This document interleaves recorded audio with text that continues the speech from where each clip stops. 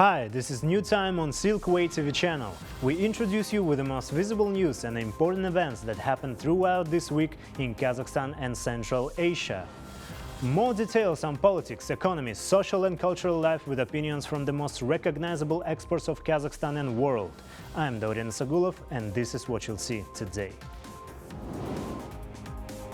President of South Korea Yoon Suk-yeol paid state visit to Kazakhstan. What agreements did the leaders make and how is lithium involved? Is Europe shifting to the right? New Time reporter went to Brussels to witness the European Parliament election. An exclusive report.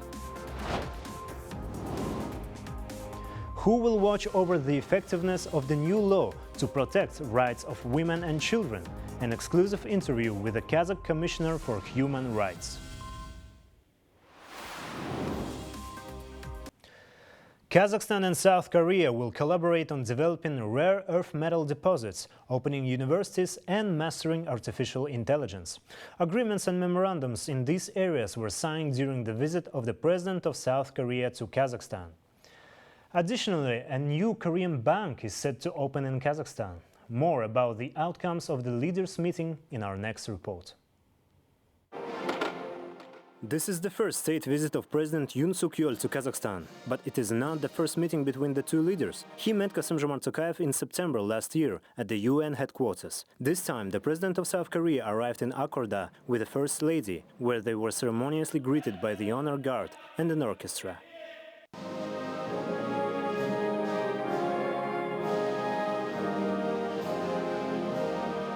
Immediately after the ceremony, the delegations got down to business. They first reviewed the current interaction results. As President Tokayev noted, Kazakhstan and Korea have similar positions on international issues, and both countries are considered as middle powers.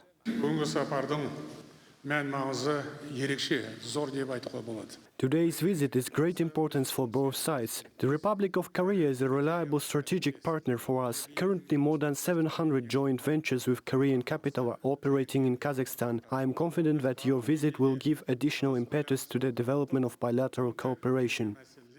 The scope for expanding cooperation is indeed extensive. Korea ranks 4th in foreign trade turnover and is among the top 5 largest foreign investors in Kazakhstan. Many Korean companies are investing in Kazakhstan, contributing to job creation and industrial development. Korean companies are helping to expand Kazakhstan's national infrastructure by participating in construction projects such as the Almaty Ring Road and the Shymkent combined cycle power plant. The South Korean president emphasized that this year marks the 15th anniversary of establishing a strategic partnership between the two countries. In the first 4 months of 2024 alone, trade volume reached $3.3 million. However, this time, the parties agreed to export not only goods and services, but also the most valuable resource of the 21st century, knowledge. Several joint universities and branches of higher educational institutions will soon open in Kazakhstan. Seoul-Tech, Seoul National University of Science and Technology, will open a joint program and the first school of artificial intelligence in Kazakh. We are currently developing our national AI strategy, and training will be conducted in English and Korean jointly at the Kazakh State University. Additionally, branches of Korean universities will be built in Turkestan and Almaty. Kazakhstan and South Korea will cooperate not only on the surface, but also on the ground. Korean partners intend to assist Kazakhstan in exploring rare earth metal deposits, specifically lithium, a valuable resource for electric vehicle production. Korea is one of Kazakhstan's top 5 investment partners. Currently, a Kia plant is under construction, set to open next year. Secondly, the Korean Institute of Geological, Geophysical and Mineral Resources is conducting geological exploration of rare metals, including lithium in Kazakhstan. Today we signed a contract. Upon completion of this work, the country will have the opportunity to produce lithium, which is currently not produced in Kazakhstan. The extraction of such a valuable metal as lithium will undoubtedly attract even more investment to Kazakhstan, given the growing demand for electric vehicles worldwide. Moreover, the head of state announced another decision that will help strengthen financial cooperation between the two countries. We have a Korean microfinance organization, BNK Finance Kazakhstan, operating in our country. I support the decision to transform it into a second-tier bank. Furthermore, Kassym-Jomart Tokayev announced the upcoming launch of direct flights on the Astana-Seoul route. He emphasized that the numerous Korean diaspora living in Kazakhstan and the interaction between the two nations form a golden bridge of friendship between the Republic of Korea and Kazakhstan. Daurian Isagulov, New Time. South Korea is interested in exploration of lithium in Kazakhstan, said Nurlan Jakupov, CEO of Samruk Kazyna National Company, to my colleague Aynur Mangali during the state visit of the South Korean president to Kazakhstan. Moreover, one of the leading Korean energy companies, Doosan Enerbility, will invest in construction of a combined cycle power plant in Turkestan. Let me remind you that Yoon Suk-yeol has arrived to Astana within his Central Asian tour. Earlier, official Seoul introduced a special strategy which will promote deeper cooperation with Central Asia in spheres like energy, trade, tourism and culture. Samruk Kazyna will be signing a cooperation agreement with Doosan Group. It's a huge conglomerate which is involved in energy. They are heavily involved in the production of energy equipment. We have already been cooperating with them on Karabatan Utility Solutions gas turbine plant. And they are also building a Turkestan gas turbine plant. Currently, we are discussing potential opportunities in localization of production of energy equipment in Kazakhstan. Tauken Samruk will be signing an agreement with Kigam and SK Eco Plant to cooperate on potential exploration of lithium. Lithium is one of the rare earth metals, and we are very much excited and looking forward to this opportunity with them. So we are talking about the potential agreements with Samruk Kazyna, national company of Kazakhstan in energy sector. So tell us more details about the opportunities it will open for both of our markets. Especially Kazakhstan is a very fast developing country, so Kazakhstan needs a lot of energy in the future. So we make a very good cooperation with Kazakhstan, Samruk Kazyna, and Doosan Enerbility in Korea, and we have a chance to increase the capacity of the electricity in Kazakhstan. We'll do our best to cooperation. All the details from the visit of the President Yoon Suk-yeol to Kazakhstan, with exclusive interviews from the epicenter of the events, are in the Reporter with President special project on Silkway TV channel. Watch it on all of our platforms starting tomorrow. Kazakhstan is a good model for Korean Peninsula in terms of denuclearization, said the ambassador of the Republic of Korea to Kazakhstan, Jo Tae-ik. In an interview for the New Time, he also reflected on the new agreements on exploring the lithium deposits in Kazakhstan, signed after the state visit of the President Yoon Suk-yeol. What benefits will it bring for both countries? Please watch the following fragment of the interview. Dear Ambassador, thank you very much for joining us. It's a pleasure to have you here. May I start with this question? How do you assess the development of our bilateral relations between Kazakhstan and the Republic of Korea, especially after the visit of President Yoon Suk-yeol? Yeah, I think our bilateral relation is, I can summarize it as two words, very simple, so far so good. So since our diplomatic establishment in 1992, so far 16, and this time including then 17 summit between our two leaders, and also my president visited your country from 2004, so 7 times visit from our side, and from your side 6 times. So it's more or less balanced visit each other. And every 5 years, new president visiting your country, meaning that your country is very important for us in many reasons, for many reasons. Particularly, politically, your country denuclearized. It's a good model for Korean Peninsula. After the visit of your president, we signed agreements on exploring lithium deposits. Yes, that's true. What benefits will it bring to our countries? Yeah, so as you know, your country is landlocked, meaning logistic for transporting or exporting the minerals, it's not easy. So in our case, we need the minerals for manufacturing and battery for electric cars. That's why my country wanted to explore. Your country too big, and it will take time, I think, to explore all the minerals. So we are actively cooperating with your country to explore mineral and mining and processing and also marketing too. So it's good for both of our two countries for economic benefits. So that's why we are focusing this area. Also, we are also connecting each other by direct flight. So more people are coming to Korean people are coming to your country for tourism and also business, and also the other cooperation, and also your people are going to Korea for medical treatment and also the education and learning new manufacturing skills, and that's good for both of us. Kazakhstan, Kyrgyzstan and Uzbekistan signed the agreement on cooperation in construction of the Kambarata 1 hydropower plant. The construction cost will exceed $4 billion. It is expected that the commissioning of this facility will solve the problem of electricity shortages in the region. More details on this and other news topics from Central Asia are in the review of my colleague, political observer Ozhet Shigirbayev. Ozhet, the floor is yours. Thank you for giving me the floor. I'll be ready to share my top 3 Central Asian news in a moment.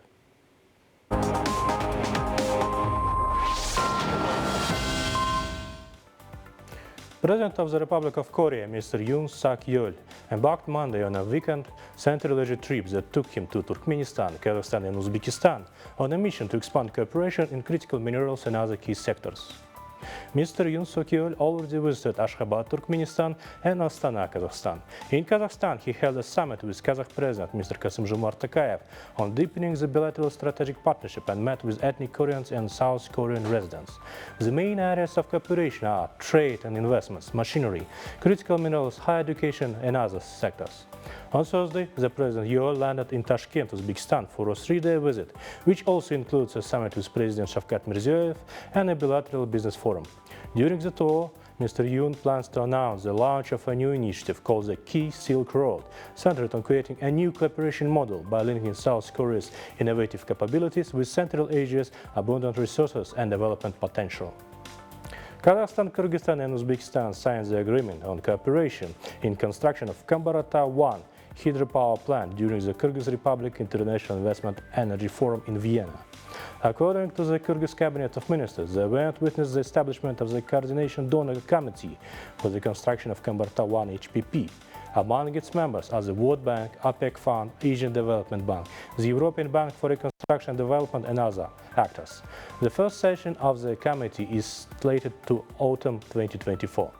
The capacity of the HPP is expected to make 1,860 megawatts, with the average annual output of 5.6 billion kilowatt-hours of electricity generated. Live storage capacity of 2,870 cubic meters. The project's preliminary estimate is over $4 billion USD.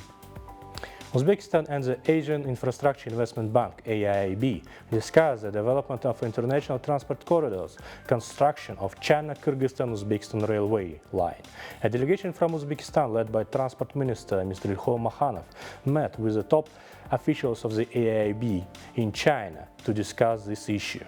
During the meeting, Vice President of the AIIB, Mr. Konstantin Limovitsky, noted that cooperation in the implementation of international transport corridor projects is a priority task of the bank. The sides also discussed joint implementation of new initiatives, which will include in 2024-2026 cooperation program. Specifically, the above-mentioned program aims to fund 12 projects totaling 2.5 billion USD in the field of green energy, water supply, highway reconstruction and infrastructure development. That's all from my part for today. Thank you. Giving the floor back to you. Many thanks. Political observer Ozhet Shigirbayev introduced us with his top 3 important news stories from Central Asia this week. And let's move on. The key tasks of the Collective Security Treaty Organization during Kazakhstan's presidency were reviewed earlier in Akorda. President Tokayev met with the Secretary General of CSTO Imangalitis Magambetov, who reported on the action plan's progress. Kassym-Jomart Tokayev emphasized the importance of the cooperation with international bodies to enhance regional security. He highlighted the need to address terrorism, drug and arms trafficking, and cybercrime. The parties also discussed preparations for the next Council session and upcoming CSTO exercises in Kazakhstan. Recent developments in Kazakhstan highlight steps forward in human rights protection. Artur Lastayev, the Commissioner for Human Rights, reports an increase in the number of cases addressed and key achievements in safeguarding fundamental rights. Moreover, he reflected on the new law that criminalizes abuse. How will the implementation of this law be monitored in Kazakhstan? Please watch the exclusive interview with the Kazakh Commissioner for Human Rights.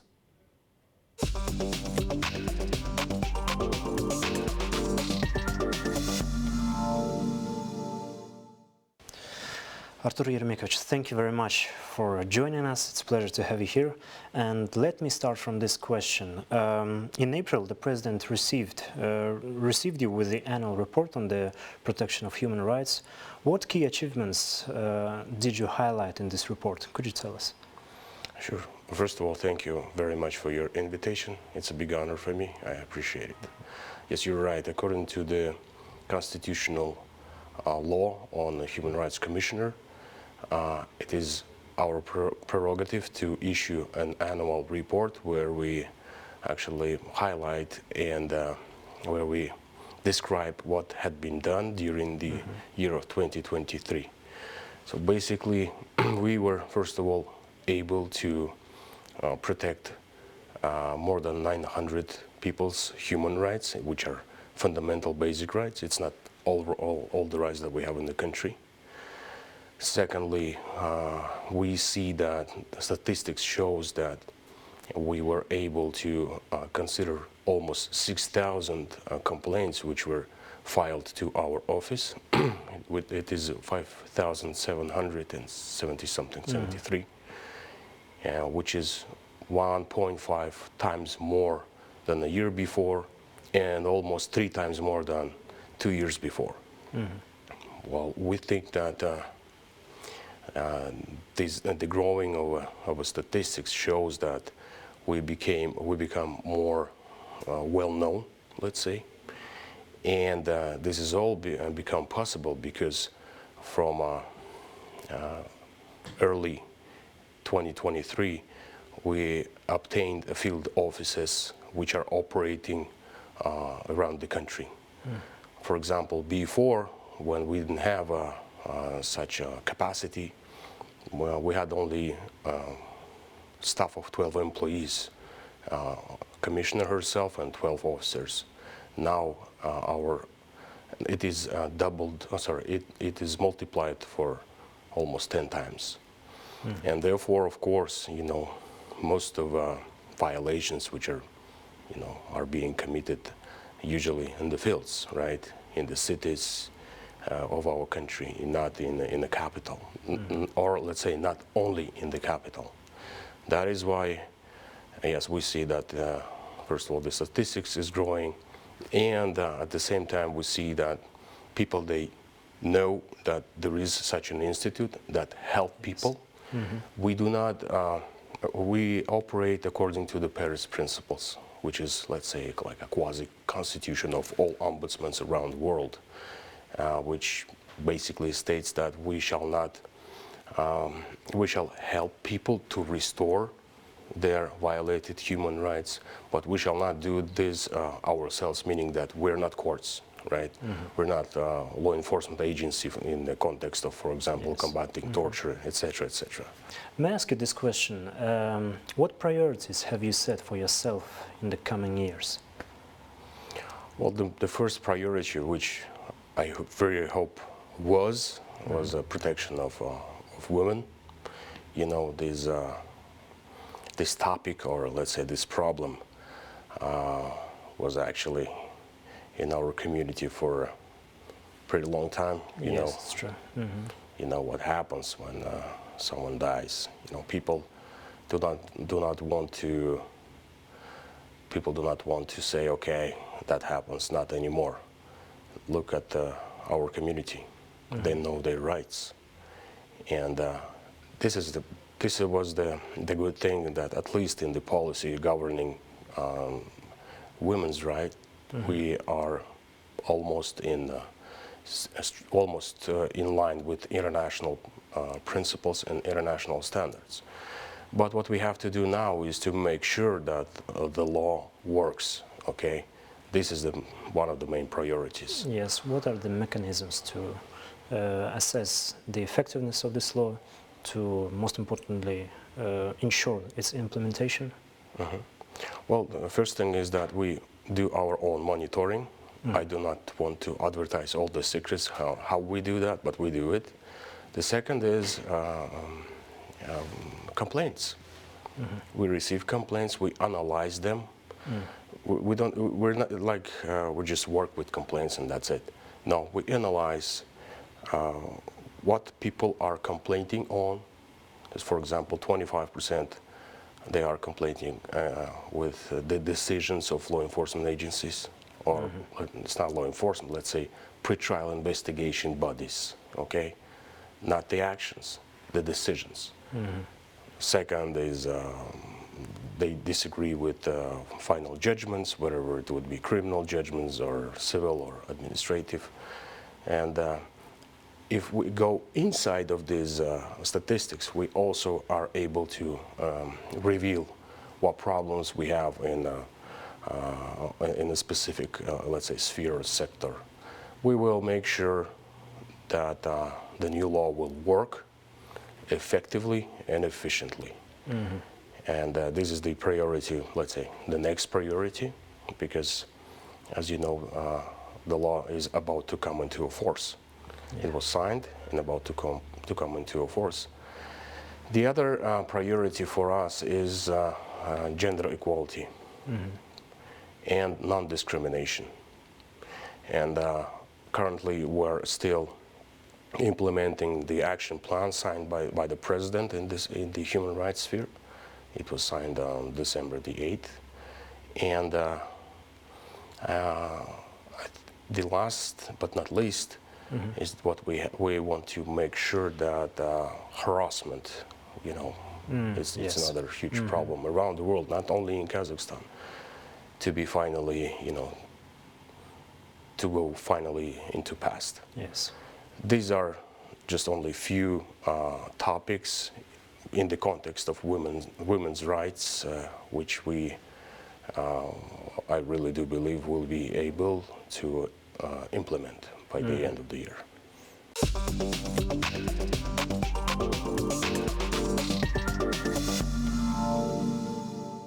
The European Parliament is the EU's only governing body directly chosen by voters. The past weekend, nearly 350 million Europeans went to the polls to elect the 720 members of the European Parliament for the next 5 years. Voters in 27 countries have elected more far-right members to the European Parliament, pulling that body more to the right than it has ever been. Balzhan Samigulina followed the events from Brussels. Over 350 million people participated in the election of 720 members of European Parliament. Election results have been announced country by country, and voting was organized according to national rules. The top spots eventually went to the conservative and social democratic groups, just like 5 years ago in the last election.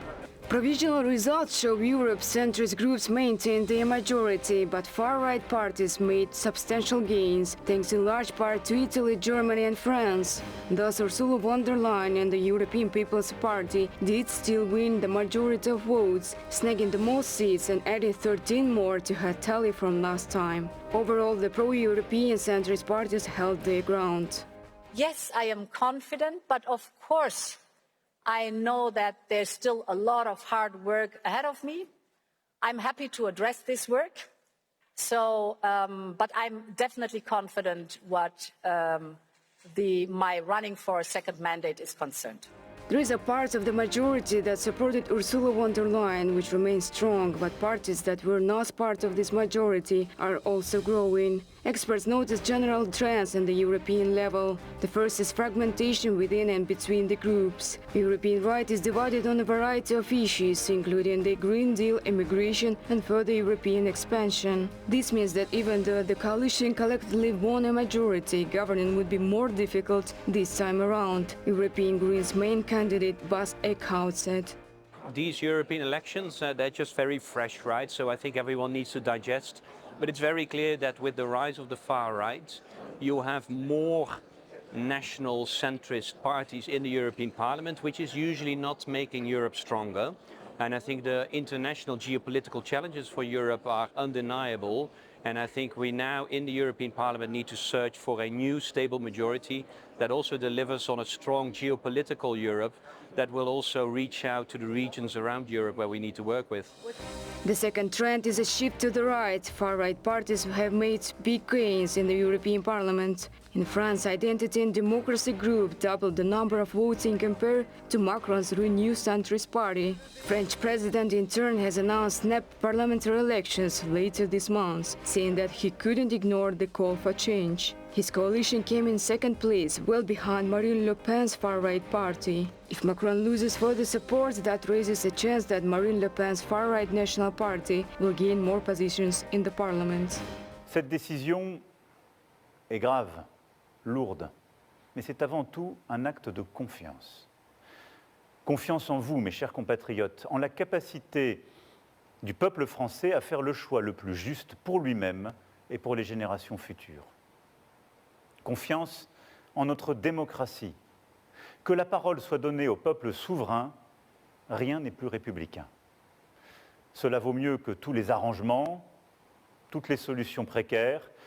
C'est un temps de clarification indispensable. The election night was a crucial moment and yet a historical event. While Eurosceptic parties saw defeats as Europe's once driving forces, voters in Germany, Italy, Austria and the Netherlands supported more far-right parties. Belgian Prime Minister Alexander De Croo's liberal Open VLD party managed less than 7% of the vote, which led him to announce resignation. However, according to Peter Stana, the spokesperson for foreign affairs and security policy of the EU, election results will not change the European Union's policy towards Central Asian states, and in particular, Kazakhstan. The European elections or elections for the European Parliament are very important for the internal democracy of the European Union, but they will not affect our relationship with Kazakhstan. The relationship between the European Union and Kazakhstan is very strong and has a very, very strong history. And this basis will not be changed by whatever the results of the European elections, because there is a European consensus that us, as European Union, 27 member states, we are very much determined to continue developing very strong relationship with Kazakhstan as important partner of European Union and our member states. Watching the election, there are two particular messages that matter. First, a majority of seats still remain in the centrist coalitions. However, the center of gravity has most certainly moved rightward. That will result in complex negotiations to form coalitions in the countries divided by language and regional identities. Balzhan Samigulina, Silkway TV channel, Brussels. In Brussels, the Kazakh Society Student Association raised over 2,000 euros for flood victims in Kazakhstan. They held a charity fair selling handmade products, national clothes, souvenirs and dishes of Kazakh cuisine. With the funds, including online donation, they plan to visit Petropavlovsk in July to support affected families. Currently, the association brings together over 70 students from Kazakhstan and organizes various events. In July, a member of Kazakh society, together with the representative of the Kazakh diaspora, are traveling to Petropavlovsk in northern Kazakhstan, and they will use the 2,000 euros that we raised to support a family that we found in Kazakhstan by purchasing various hygienic products, also some technical products that unfortunately they lost during the floods. And that way we try to help as much as we can, at least to one family. Kazakh society is the first student community in Benelux created by Kazakh students. Their main mission is to support Kazakhs in their academic and professional pursuits in Belgium, Netherlands and Luxembourg. With joint efforts, Kazakh youngsters showcase the beauty and diversity of Kazakhstan and its people by organizing cultural events. Recently, they celebrated Nowruz for the first time at the QU Leuven, a prestigious university in Brussels, with over 600 years of history. The event included a fair where Kazakh students sold traditional dishes for a symbolic fee and shared treats with others. The event also included national games and performances of Dombra Kuis. We also organize various trips for Kazakh students to various Belgian cities so that Kazakh students get the opportunity to get cultural experience of Belgium. Our second mission is to facilitate the professional and academic development of our students. So we organize various business forums, we organize various study workshops where we try to help our students not only improve their grades, but also to network with each other, meet interesting business people, and be inspired by interesting business ideas. And our third mission, which I believe is our main mission, is to provide the platform for Kazakhstani students to develop their professional skills. That's it for today. All the main news about Kazakhstan and Central Asia you can find here. More special projects about our country you can also watch on Silkway TV channel. So stay tuned and see you next week.